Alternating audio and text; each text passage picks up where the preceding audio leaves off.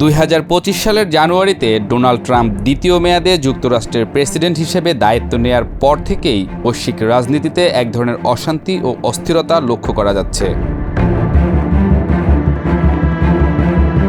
Trump প্রশাসনের নীতিগত অবস্থান, বিশেষ করে পররাষ্ট্রনীতিতে একতরফা সিদ্ধান্ত ও আন্তর্জাতিক সংস্থাগুলোর প্রতি অবজ্ঞাপূর্ণ মনোভাব, বৈশ্বিক নিরাপত্তা, মানবিক সংকট এবং কূটনৈতিক ভারসাম্যে বড় ধরনের প্রভাব ফেলছে।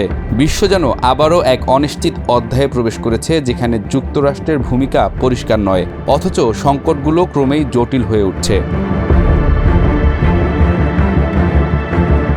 গাজা উপত্যকায় চলমান ইসরায়েলি অভিযানকে ঘিরে যুক্তরাষ্ট্রের নীরবতা ও পক্ষপাতদুষ্ট সমর্থন মানবিক বিপর্যয়কে আরও গভীর করে তুলেছে।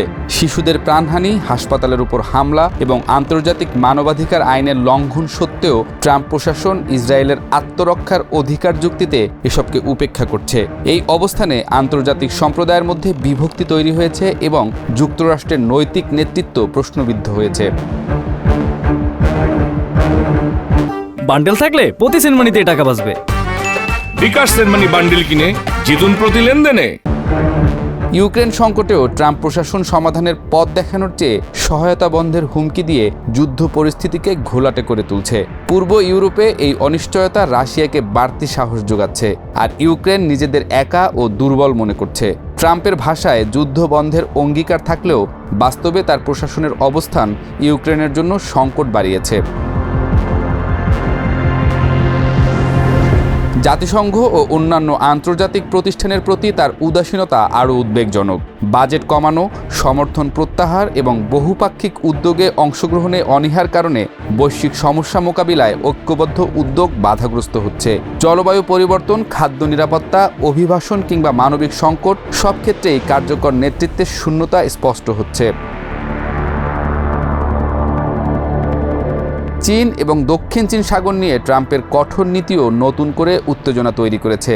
চীনা পণ্যের উপর শুল্ক আরোপ, তাইওয়ানকে ঘিরে কূটনৈতিক তৎপরতা এবং সামরিক তৎপরতা বাড়ানোর ফলে পুরো এশিয়া প্যাসিফিক অঞ্চলে নিরাপত্তার আশঙ্কা দেখা দিয়েছে।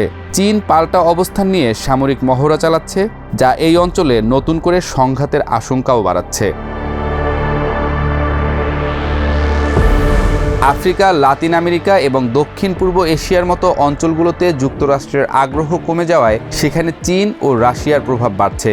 এই অঞ্চলের দেশগুলো উন্নয়ন সহযোগিতার অভাবে দুর্বল হয়ে পড়ছে এবং বিশ্ব রাজনীতির মূলধারায় থেকেও প্রান্তিক হয়ে যাচ্ছে। সব মিলিয়ে ট্রাম্প প্রশাসনের নীতিতে যুক্তরাষ্ট্র আর সেই দায়িত্বশীল বিশ্বনেতা হিসেবে থাকছে না। এই বার্তাটা দিন দিন স্পষ্ট হচ্ছে। অথচ বৈশ্বিক চ্যালেঞ্জগুলোর মুখে এমন এক নেতৃত্ব এখন বেশি প্রয়োজন, যারা শুধু সামরিক শক্তি দিয়ে নয়, নৈতিক অবস্থান ও সমবেদনার জায়গা থেকে বিশ্বকে এগিয়ে নিতে পারে। প্রশ্ন হচ্ছে, এই নেতৃত্বের শূন্যতা কতটা ভয়াবহ পরিণতি ডেকে আনবে।